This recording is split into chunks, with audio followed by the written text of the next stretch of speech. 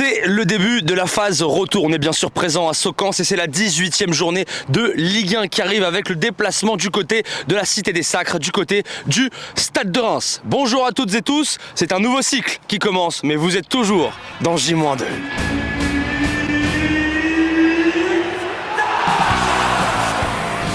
Merci pour cette grande première. Le programme de votre J-2 pour cette 18e journée de Ligue 1 qui va donc arriver avec ce déplacement du côté du Stade de Reims. On va commencer dans quelques instants avec votre stade du jour. On enchaînera ensuite avec les infos conférences de presse. Ensuite, votre moment au cœur de l'histoire, le football plaisir et puis bien sûr votre invité du jour, Antoine Joujou. Vous avez le programme. Nous, on enchaîne donc dans J-2. C'est l'heure de votre stat du jour. Et votre stat du jour, c'est 100%. Le Hack a pris 100% de ses points cette saison, 12 points face à une équipe de la seconde partie du tableau en Ligue 1. Vous avez la stat du jour, nous on enchaîne avec votre info conférence de presse. On passe donc à vos infos conférences de presse et on commence bien sûr avec le coach Didier Digard qui est en conférence de presse. Extrait. Dès la fin du match, dans le vestiaire, j'ai vraiment senti une équipe prête à aller de l'avant et à se relever de cette nouvelle désillusion. Et comme je l'ai dit, après Marseille, où on a vraiment été incapable de gagner. Là, contre Lens, on a montré qu'on était capable.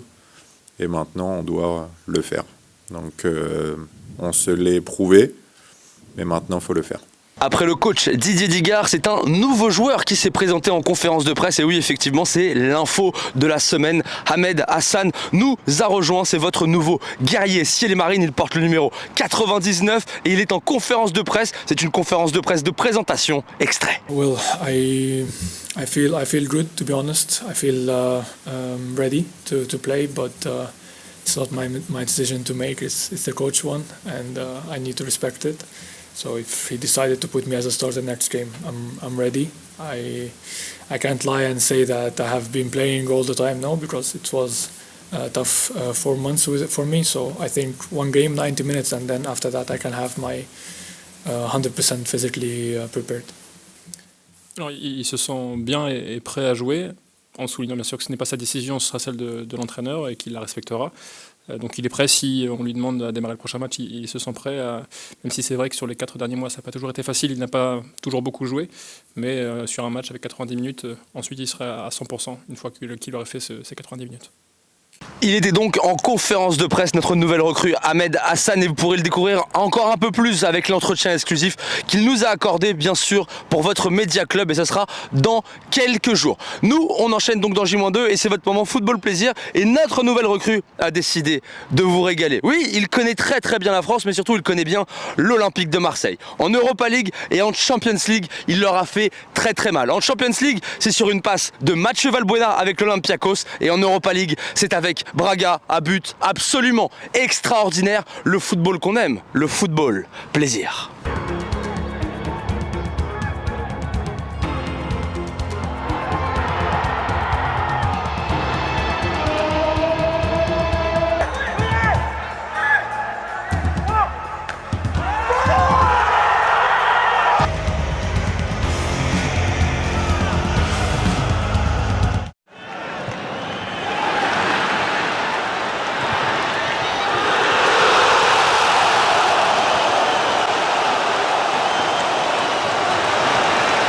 Salut, c'est Léo le stagiaire. Vous êtes dans J-2, ne vous endormez pas, J-2 continue.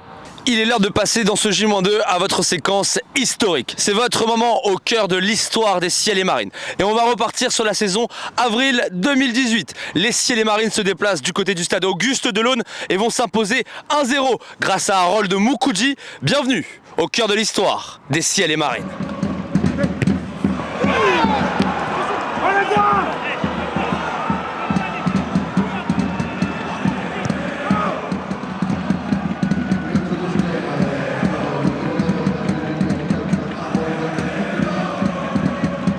Il est donc notre invité dans ce J-2. Il est made in KV. Monsieur Antoine Joujou est avec nous. Comment ça va, Antoine ? Ça va très bien.